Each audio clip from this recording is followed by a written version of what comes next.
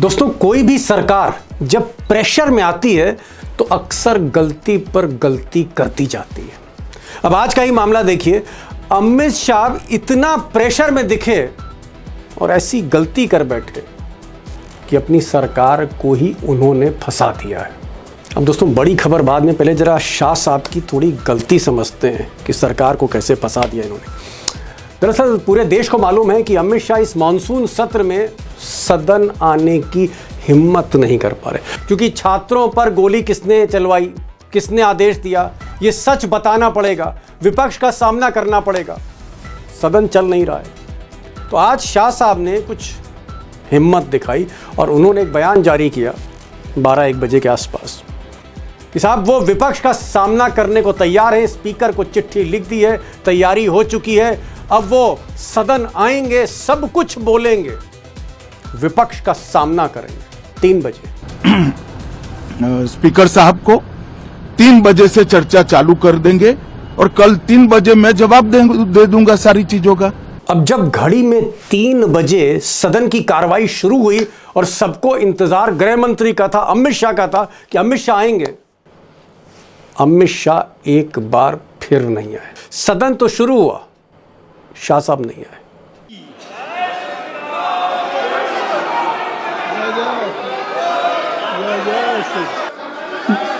माननीय निशिकांत जी, सतीश जी।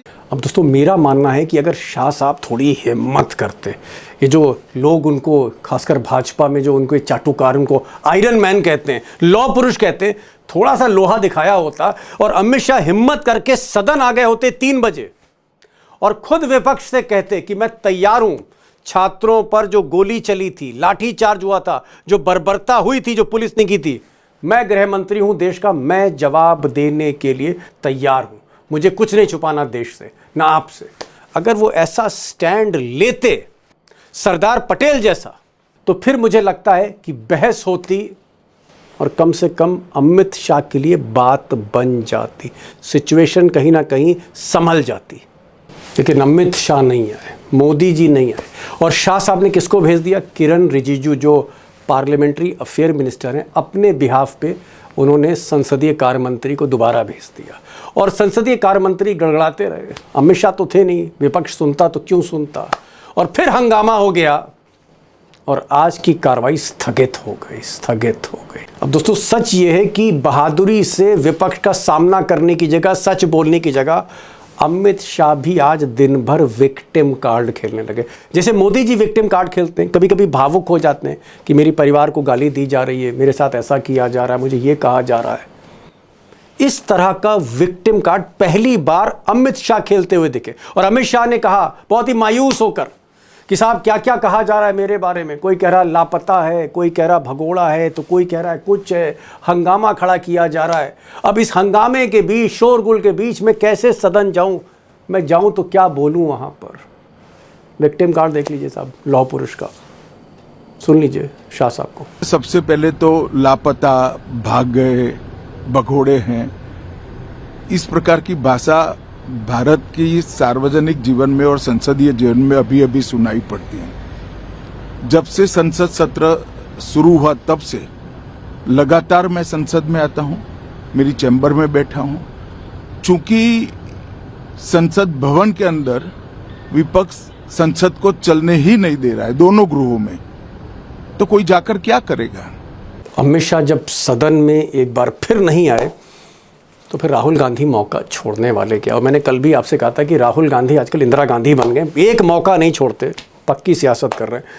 तो राहुल गांधी ने कहा कि साहब ऐसा है कि अमित शाह सच नहीं बोलना चाहते, वो नहीं बताना चाहते हैं कि छात्रों पर जो पैलेट गन चली थी, गोली चली थी, उसके आदेश किसने दिए थे।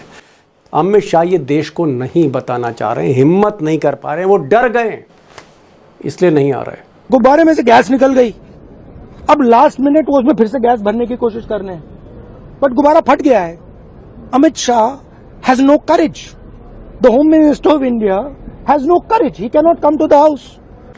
दोस्तों, राहुल गांधी की जो आखिरी लाइन, आखिरी जो सेंटेंस है, वो गौर करने लायक है। वो कहते हैं कि the home minister Amit Shah has no courage, हिम्मत नहीं है। विपक्ष का सामना करने के लिए, देश का सामना करने के लिए, ये बताने के लिए कि गोली किसने चलाई 20 जुलाई को छात्रों के ऊपर। तो विपक्ष पीछे पड़ा हुआ है, लेकिन विपक्ष से ज़्यादा जो जेनजी देश का है, देश भर में जो इस वक्त सक्रिय है, 14-15 साल से लेकर और 28-29 साल का जो युवा है, जो बच्चे हैं हमारे, वो इस वक्त पीछे पड़े हैं। आप कह सकते हैं कि देश भर में जो जेनजी है उसके रडार पर मिस्टर अमित शाह बहुत गौर से देख रहा है। और 20 जुलाई को जब संसद का घेराव हुआ था, पुलिस ने लाठी चलाई थी, पैलेट गन से गोली चलाई थी, आंसू गैस के गोले छोड़े थे। वो जो आंदोलन लीड कर रहे थे अभिजीत दीप के, कॉकरोच पार्टी के संस्थापक, वो आज दिल्ली में थे, मीटिंग कर रहे थे, तैयारी कर रहे हैं दूसरे आंदोलन की। उनका ये कहना था जेनजी की तरफ से कि अमित शाह अगर माफ़ी नहीं मांगते हैं छात्रों से, जो गोली चलवाई, लाठी चलवाई, या बिहार में जो कुछ हुआ AK-47 चली, अगर माफ़ी नहीं मांगते हैं तो फिर आगे की लड़ाई और तेज होगी। अमित शाह पार्लियामेंट में आए, माफी मांगे। 20 जुलाई को जो लाठीचार्ज हुआ था उसके लिए उनके इंस्ट्रक्शंस पर ही पैलेट गन चलाई गई थी, उनके इंस्ट्रक्शंस पर ही जो टीयर गैसेस थी उनके इंस्ट्रक्शंस पर ही चलाई गई थी। अब अभिजीत दीपके कह रहे हैं कि अगर 13 तारीख यानी जो आखिरी दिन है संसद का, अगर 13 तारीख तक मिस्टर अमित शाह माफ़ी नहीं मांगते हैं तो फिर आंदोलन होगा। ये तैयारी हो रही है। अब सच ये है कि अमित शाह के पास चंद घंटे, 2 दिन पहले मैंने कहा था 72 घंटे हैं, अब चंद घंटे हैं, क्योंकि 13 August is the last day of monsoon session of parliament. संसद का जो मॉनसून सत्र है वो 13 तारीख को समाप्त हो रहा है, और वैसे भी हर बार 15 अगस्त से पहले वो समाप्त हो जाता है 13-14 तारीख तक। तो 13 तारीख को सत्र समाप्त हो रहा है, सिर्फ एक दिन बचे हैं, 4-5 घंटे की कार्रवाई है सदन की, संसद की, और अगर इन 4-5 घंटों के अंदर मिस्टर शाह ने माफ़ी नहीं मांगी, मैं राहुल गांधी की बात नहीं कर रहा हूँ, मैं जेनजी की बात कर रहा हूँ, तो फिर दोस्तों बड़ी जिम्मेदारी से कह रहा हूँ कि फिर दूसरे आंदोलन की तैयारी है। और इस बार 20 जुलाई से बड़ा आंदोलन होगा, जब देश भर के छात्र दिल्ली कूच कर सकते हैं। अब जाहिर तौर पर अगर फिर से छात्र आंदोलित होते हैं तो मोदी सरकार के लिए एक बड़ी चैलेंजिंग सिचुएशन है, एक क्राइसिस होगी। और यहीं से एक सवाल है कि अब तक मोदी जी के जो क्राइसिस मैनेजर थे, सारी क्राइसिस संभालते थे, उसको मैनेज करते थे, वो चाहे कोई पार्टी को तोड़ना हो या मोदी को किसी मुसीबत से निकालना हो, ईडी का ऑपरेशन है, सीबीआई का ऑपरेशन है, छापे डलवाना है, सदन का मोर्चा संभालना है, सब कुछ अमित शाह ही देखते चले आ रहे थे। लेकिन आज आप देखिए सिचुएशन जेनजी ने कैसे कर दी है कि क्राइसिस मैनेजर ही मोदी का आज क्राइसिस खड़ी कर रहा है। अब देखना है 13 अगस्त को क्या मिस्टर अमित शाह सदन का सामना करते हैं, इस क्राइसिस को डिफ्यूज़ करते हैं या फिर क्राइसिस को बढ़ा देते हैं। तो 13 अगस्त बहुत इम्पॉर्टेंट डेट है दोस्तों, बहुत इम्पॉर्टेंट डेट है। देश की राजनीति आगे कैसे होगी, तो 13 तारीख को क्या होगा और 13 के बाद क्या होगा, क्या होने जा रहा है, क्या तैयारियां हैं, एक इम्पॉर्टेंट ये सवाल है। और इस पर आज प्रोफेसर अखिल स्वामी को मैंने फिर बुलाया। अखिल स्वामी को इसलिए क्योंकि वो इस पूरे मूवमेंट को देख रहे हैं, पहले दिन से देख रहे हैं। और हमारे साथ अभिषेक जो यंग जर्नलिस्ट हैं, उनको मैंने इसलिए बुलाया है क्योंकि सिर्फ कॉकरोच जनता पार्टी ही नहीं है, बिहार में भी आंदोलन की सुगबुगाहट है, वहाँ भी छात्र संगठन एक हो रहे हैं, मध्य प्रदेश में भी एक हो रहे हैं, उत्तर प्रदेश में भी मीटिंग्स चल रही हैं। तो तमाम छात्र संगठन अलग अलग पार्टियों के ये क्या प्लानिंग कर रहे हैं अमित शाह के 13 तारीख के बयान के बाद, या बयान नहीं देते हैं तो क्या होता है। तो इसलिए मैंने आज अभिषेक जी से पूछा है कि भाई तैयारी क्या है जेनजी की। प्रोफेसर साहब, भाई अमित शाह ने आज हिम्मत तो दिखाई, ये तो हमको मानना पड़ेगा। उन्होंने कहा कि भाई मैं तैयार हूँ और मैं हर सवाल का, कांग्रेस के राहुल गांधी के हर सवाल का जवाब देने के लिए मैं तैयार हूँ, मैं 24 घंटे बैठूंगा, बहस करिए, मैं आ रहा हूँ मैदान में। तो साहब आज तो हिम्मत दिखाई, तब विपक्ष जो है आज क्यों पीछे हट गया? दीपक जी, हम आपकी तैयारी का क्या करें, आइए सदन में जवाब दीजिए, जो आपसे प्रश्न पूछा गया उसका जवाब दीजिए। और सदन में आइए ना, सदन में आइए और जो विपक्ष प्रश्न पूछ रहा है उसका जवाब दीजिए। भाई विपक्ष वही प्रश्न पूछ रहा है जो जनता जानना चाहती है कि 20 तारीख को पैलेट गन किसने चलवाई, किसका आदेश था और हमारे बच्चों पे ये दमन क्यों हुआ। आइए सदन में जवाब दीजिए। आप तैयार हैं तो आपकी तैयारी का क्या करें। भाई ये जो सदन बना है, ये जो पार्लियामेंट हाउस बना है, जो एमपीज की सैलरीज जाती हैं, इनको फैसिलिटीज मिलती हैं, हमारे टैक्सेस से मिलती है ना। भाई मान लीजिए मैं यूनिवर्सिटी में प्रोफेसर था, अब मैं यूनिवर्सिटी कैंपस में जाऊं, मैं अपने चैम्बर में बैठा रहूं, क्लास में ना जाऊं। अरे मेरा काम तो है क्लास में जाके बच्चों के प्रश्नों का जवाब देना, उनकी जिज्ञासाओं को पूरा करना। क्या मुझे तनख्वाह यूनिवर्सिटी देगी अगर मैं अपने चैम्बर में बैठूं, क्लास में ना जाऊं? भाई आपको जो अमित शाह साहब तनख्वाह मिलती है, फैसिलिटीज मिलती है, इसलिए मिलती हैं जो विपक्ष के प्रश्न उसका जवाब दीजिए। आपने मैं तैयार हूं, मैं सदन में जाके जवाब दे सकता हूं, दीजिए ना, कल आइए जवाब दीजिए और जो प्रश्न पूछा गया है उसका जवाब दीजिए। भाई स्टूडेंट का क्वेश्चन मुझसे कुछ और हो, जवाब मैं कुछ और दे दूं, ये तो नहीं होगा ना। तो आइए जवाब दीजिए, मैं तैयार हूं का कोई मतलब नहीं है। विपक्ष का काम है प्रश्न पूछना, आपका काम है जैसे हेमंत सोरेन ने असेंबली के अंदर झारखंड के अंदर जवाब दिया, वहां पे उन्होंने विपक्ष ने प्रश्न पूछा, उन्होंने जवाब दिया। आपसे प्रश्न पूछा जा रहा है, कह दीजिए कि आपने गोली नहीं चलवाई, आपने पैलेट गन नहीं चलवाई, या कहिए पैलेट गन नहीं चली।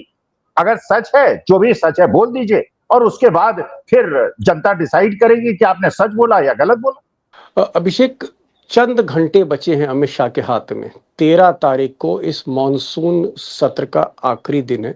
अगर वो आखिरी दिन भी सदन में नहीं आते, लोकसभा में नहीं आते, राज्यसभा में नहीं आते, क्योंकि लोकसभा में राहुल गांधी उन्हें बुला रहे हैं, राज्यसभा में उनको खड़गे साहब बुला रहे हैं। अगर अमित शाह 13 तारीख को आखिरी दिन भी सदन में जवाब नहीं देते हैं तो क्या छात्रों का आंदोलन फिर से होगा? क्या इस तरह की तैयारी चल रही हैं पटना में, भोपाल में, लखनऊ में, अभिजीत दीप के? और क्या मुसीबतें फिर बढ़ेंगी अमित शाह के लिए? देखिए, मुसीबतें सिर्फ अमित शाह के लिए नहीं बढ़ेंगी, मुसीबत बढ़ेगी तो पूरी सरकार के लिए बढ़ेगी, नरेंद्र मोदी के लिए बढ़ेगी और तमाम मुख्यमंत्रियों के लिए बढ़ेगी, चाहे वो एनडीए के हो या इंडिया के हो या किसी तथाकथित थर्ड फ्रंट के हो। सबकी मुसीबतें बढ़ेंगी, सबके राज्यों में समस्याएं हैं। भारतीय जनता पार्टी की समस्या इसलिए ज्यादा है कि 2/3 भारत पर आज भारतीय जनता पार्टी काबिज है। हर बड़े राज्य पर, यदि तमिलनाडु को छोड़ दे, दक्षिण भारत को छोड़ दे, हर बड़े राज्य पर भारतीय जनता पार्टी काबिज तो ये बात अमित शाह को समझ में नहीं आ रही। अब तक उन्हें लग रहा होगा कि जिस तरीके से हांका जा रहा था जेनेक्स को, मिलेनियल्स को, उसी तरह से जेनजी और जेन अल्फा को हांक दिया जाएगा। लेकिन यहां मामला उल्टा पड़ गया। यहां तो स्थिति ये हो गई कि खुद हाय फ्रेंड्स और बाय फ्रेंड्स कहते हुए प्रधानमंत्री को आना पड़ा उस पर, इंस्टाग्राम पर। यह स्थिति आकर खड़ी हो गई है।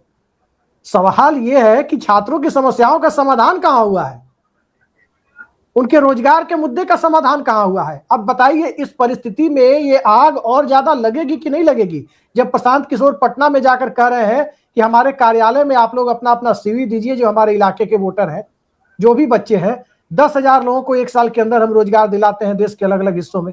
मतलब एक एमएलए वाली पार्टी का व्यक्ति रोजगार दिलाएगा, और जिसके हाथ में आज की तारीख में 2000 एमएलए के करीब है, जिसके हाथ में दोनों सदन को मिलाकर के 350 से ऊपर सांसद अकेले भारतीय जनता पार्टी के हैं, 400 से ऊपर सांसद एनडीए के हैं, वो रोजगार के सवाल पर सरकार इधर उधर दाएं बाएं करेगी? वो पकौड़ा रोजगार की बात करेगी? चलिए ठीक, अब वो रील रोजगार योजना की बात करेगी? ठीक। मैं जरा प्रोफेसर साहब का, प्रोफेसर साहब मान लीजिए अगले, अब तो चंद घंटे बचे हैं, 5-6 घंटे की हो सकता है सदन और बचे हैं, और हो सकता है 5 घंटे भी कार्रवाई ना चले। तो चंद घंटे बचे हैं अमित शाह के पास। अगर अमित शाह इन घंटों का भी उपयोग नहीं करते, नहीं आते हैं सदन में, तो क्या एक बहुत बड़ा आंदोलन 20 जुलाई से बड़ा आंदोलन हम देखेंगे? और जेनजी जो है वो पटना से लेकर मुंबई और दिल्ली से लेकर भोपाल तक सड़कों पर आने वाला है। देखिए दीपक जी, आज के तारीख में अमित शाह साहब विकल्पहीन हो गए हैं, विकल्पहीन। उनके पास 4 विकल्प हैं। पहला विकल्प है सदन में आए, दूसरा विकल्प है सदन में ना आए, तीसरा विकल्प है सदन में आए और सच बोले, और चौथा विकल्प है सदन में आए और झूठ बोले। अगर सदन में आते हैं तो भी मुश्किल है, सदन में नहीं आते तो भी मुश्किल है, सदन में आके सच बोलते हैं तो भी मुश्किल है, सदन में आके झूठ बोलते हैं तब भी मुश्किल है। देखिए, अगर 20 तारीख की घटना ना हुई होती तो समस्या इतनी बड़ी ना होती। अब ये जनमानस तक पहुंच गई है, परिवार जन तक पहुंच गई है, घर घर तक पहुंच गई है, हर जगह पहुंच गई है। अब ये आंदोलन आपको पता है कि उत्तर प्रदेश में बच्चे तैयारी कर रहे हैं आंदोलन की, मध्य प्रदेश में तैयारी कर रहे हैं, बिहार के अंदर आंदोलन की तैयारी हो रही है। केवल साउथ के अंदर अभी सुगबुगाहट इसलिए नहीं है कि वहां पेपर लीक नहीं हुए हैं और कांग्रेस की या इंडिया गठबंधन की सरकार केवल साउथ के अंदर है। सारी सुगबुगाहट नॉर्थ इंडिया के अंदर है। राम जन्मभूमि का मुद्दा हो चाहे पेपर लीक का मुद्दा हो, नॉर्थ इंडिया में ज्यादा रिलेवेंट है और भारतीय जनता पार्टी की डबल इंजन की सरकार नॉर्थ इंडिया में है। तो सारी समस्याएं, इसीलिए मैंने कहा अमित शाह साहब विकल्पहीन हो गए हैं। उनको ये नहीं समझ में आ रहा है सदन में आए या ना आए, सदन में सच बोले या झूठ बोले, चारों तरफ उनकी हार है। पत्नी गली अब निकलने के लिए उनके पास मेरे हिसाब से नहीं है। आज कुछ सजेशन नहीं देंगे अमित शाह को आप, प्रोफेसर साहब? प्रोफेसर नहीं, का अमित काम है शाह साहब को सजेशन तो देना। मैं पहले भी दे चुका हूं। अगर मैं अमित शाह साहब की जगह होता तो जी मैं आके पार्लियामेंट में कहता, मैं कान पकड़ता हूं, माफी मांगता हूं, जो दंड मुझे देना है दे दो। आपको याद होगा एक ऋषि हुआ करते थे हमारे यहां, जब देवता और दैत्यों की लड़ाई हो रही थी तो ये पता चला देवता उनके पास आए और कहने लगे साहब इस दैत्य को मारने के लिए आपके हड्डियों की जरूरत है। तो उन्होंने अपनी लीन मुद्रा में हो गए, उन्होंने अपने प्राण त्यागे, उनकी हड्डियों से दैत्यों का। देखिए, अगर मेरी जान देने से, दीपक जी मैं कह रहा हूं, अगर मेरे जान देने से भारत की प्रतिष्ठा बढ़ती है और भारत की मान बढ़ता है और पूरे विश्व के अंदर बढ़ता है, तो मेरा रिजिग्नेशन या मेरे जेल जाने से अगर मेरी भारत माता की छवि सुधरती है तो I am ready to give my life. तो अमित शाह साहब तो देश प्रेमी हैं, देश के लिए उनका कुर्बान है, भारत माता की जय बोलते हैं। तो आए पार्लियामेंट के अंदर, इस्तीफा दे दें, माफी मांग लें, गलती ले लें और जो दंड है वो भुगतें और देश की जनता फिर देश व्यवस्थित हो जाएगा। वरना देश जो है, जिस तरह बच्चे उत्तेजित है जो 20 तारीख को हुआ है, उसके बाद देश का नुकसान होगा। अमित शाह साहब की कुर्सी शायद बच जाए लेकिन देश का नुकसान होगा। एक तरीका अपनी कुर्सी छोड़ें और देश को बचाएं, और दूसरा यह है अपनी कुर्सी बचाएं और देश को नुकसान पहुंचाएं। जी अभिषेक, आज आपकी जो मित्र मंडली है, कई मित्र आपके कॉकरोच जनता पार्टी में भी हैं। कॉकरोच जनता पार्टी के फाउंडर अभिजीत दीपके ने कहा है कि हम सीजन 2 की तैयारी कर रहे हैं, यानी हम दोबारा आंदोलन की तैयारी कर रहे हैं, और वो दिल्ली में ही थे। क्या आपको लगता है कि एक बार फिर से अब कॉकरोच जनता पार्टी या जेन ज़ी एक आंदोलन की तैयारी कर रही है? मैं पटना के बारे में बात नहीं कर रहा, भोपाल लखनऊ के बारे में नहीं, मैं दिल्ली के बारे में, जंतर मंतर के बारे में बात कर रहा हूँ। क्या जंतर मंतर में फिर से आंदोलन होगा या अब की मिस्टर अमित शाह गलती नहीं करेंगे, किसी छात्र को वहां बैठने नहीं देंगे? दीपक जी, आपने थोड़ी देर पहले ही कहा कि अमित शाह के पास चंद घंटे बचे हुए हैं, वो चाहे तो जवाब देकर निकल सकते हैं। मुझे भी लगता है कि बिल्कुल उनके पास चंद घंटे बचे हुए हैं, क्योंकि ये अभिजीत दीपके जो सीजन 2 की बात कर रहे हैं, जंतर मंतर पार्ट 2 की बात कर रहे हैं, ये क्यों कर रहे हैं? उनके ऊपर भी इस देश के जेएनजी का बहुत बड़ा दबाव है। जेएनजी ने जंतर मंतर का रास्ता देख लिया है कि ये मेट्रो स्टेशन बंद हो जाएगा तो किस मेट्रो स्टेशन से आना है, सारे मेट्रो स्टेशन बंद हो जाएंगे तब कैसे पहुंचना है, वो रास्ते वो देख चुके हैं। और जेएनजी ने जब रास्ता देख लिया है तो फिर भूल जाइए पटना लखनऊ की गलियां या भोपाल या मुंबई की बातें। रास्ता जब जेएनजी ने देख लिया है तो उसके बाद सरकार को कहीं ना कहीं अपनी तरफ से जवाब देना होगा। जयराम रमेश ने एक ट्वीट किया है आज, और उस ट्वीट में उन्होंने कहा है कि 52 के बाद ये पहला मौका है, 52 से लेकर अब तक ये पहला मौका है, पहला सत्र है संसद का जिसमें पीएम और एचएम, प्रधानमंत्री और गृह मंत्री पार्लियामेंट कैंपस में तो आएंगे लेकिन सदन में नहीं जाएंगे। मैं समझ गया भाई। अब आप कह रहे हैं कि अमित शाह को, आप भी कह रहे हैं और प्रोफेसर साहब भी कह रहे हैं कि उनको माफी मांग लेनी चाहिए, इस्तीफा दे देना चाहिए, उनको झुक जाना। अरे भाई, अगर उनके ये मिजाज में होता तो ये कहानी कब की खत्म हो चुकी होती। वो झुकना ही तो नहीं चाह रहे, वो सदन में जवाब ही तो नहीं देना चाह रहे हैं। इस्तीफा तो बहुत बड़ी दूर की बात है। छोड़िए, अब इस्तीफे की बात छोड़ें, अमित शाह के मन में क्या है उसको हम नहीं जान सकते, और हमें किसी के मन में क्या है, कौन क्या करेगा, उसको डिस्कस भी नहीं करना चाहिए। उसका कोई मतलब समय खराब करना है। मुझे ये बताइए प्रोफेसर साहब, स्ट्रेट क्वेश्चन है, आखिरी लास्ट क्वेश्चन है आपसे। मान लीजिए जब इतने दिन अमित शाह नहीं आए, 20 जुलाई से लेकर और 13 तक, तो मुझे नहीं लगता कि आखिरी 4-5 घंटों में उनको कुछ सेंस होगा और वो सदन में आ जाएंगे, जवाब देंगे। मुझे ऐसा लगता है कि बड़ा मुश्किल है।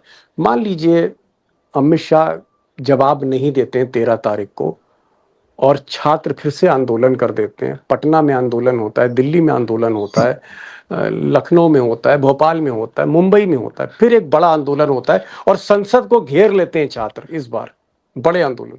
तो फिर मोदी और अमित शाह का क्या होने जा रहा है? देखिए दीपक जी, मैं तो ये मानता हूं कि अमित शाह साहब को अपनी कुर्सी ज्यादा प्यारी है या देश की प्रतिष्ठा ज्यादा प्यारी है। अगर उन्हें देश की प्रतिष्ठा ज्यादा प्यारी है तो कुर्सी छोड़ दें, अगर उन्हें अपनी कुर्सी प्यारी है तो देश की प्रतिष्ठा और भारत माता की जय करना छोड़ दें। देखिए हमारे देश के सैनिक जो हैं वो सीमा पे 47 डिग्री में भी पहरा देते हैं और -40 डिग्री में भी पहरा देते हैं, अपनी जान भारत माता के लिए देने के तैयार होते हैं। अगर अमित शाह साहब को भारत माता से जरा भी प्यार है तो 20 तारीख को जो हमारे बच्चों के साथ हुआ है उसको देखते हुए इस्तीफा दे दें, सदन में ना आए, आने की जरूरत नहीं है, बाहर से ही इस्तीफा दे दें और पार्लियामेंट में ना आए। 10 सेकंड बचे हैं। अभिषेक, आपको लग रहा है कि कल अमित शाह वाकई माफी मांग लेंगे? 10 सेकंड है, गट फीलिंग बताइएगा बहुत ब्रीफ में। देखिए अमित शाह माफी मांग लेंगे ये गुंजाइश तो दूर दूर तक दिखाई नहीं दे रही है। हो सकता है कि वो प्रधानमंत्री की तरह ये कह दें कि मैं माफ करता हूं देश की जनता को, ये कह सकते हैं। चलिए साहब, अमित शाह 13 तारीख को माफी मांगेंगे नहीं मांगेंगे, एक बहुत बड़ा सस्पेंस है। हमारे पैनलिस्ट कह रहे हैं कि बड़ा मुश्किल है, क्योंकि अमित शाह का मिजाज थोड़ा सा अड़ियल कह लीजिए, झुकते नहीं है। हालांकि हमने देखा है कि मिस्टर मोदी 2-3 बार झुक चुके हैं। किसानों के मामले में झुके थे, वो अभी हाल में जेनजी के मामले में झुक गए, धर्मेंद्र प्रधान के मामले में झुक गए, लेकिन अमित शाह वो शख्स है जो अब तक नहीं झुका है, जब से वो गुजरात में राज्य गृह मंत्री थे या देश के गृह मंत्री। सवाल इस बात का है कि मोदी अगर 3 बार झुके हैं तो क्या अमित शाह एक बार झुक के इस सरकार को बचाने के लिए आगे आएंगे या फिर नहीं आएंगे? ये एक बड़ा सवाल है। प्रोफेसर साहब, बहुत बहुत शुक्रिया आप इस प्रोग्राम में आए। अभिषेक, आपका भी बहुत बहुत शुक्रिया। Thank you so much both of you for joining this programme.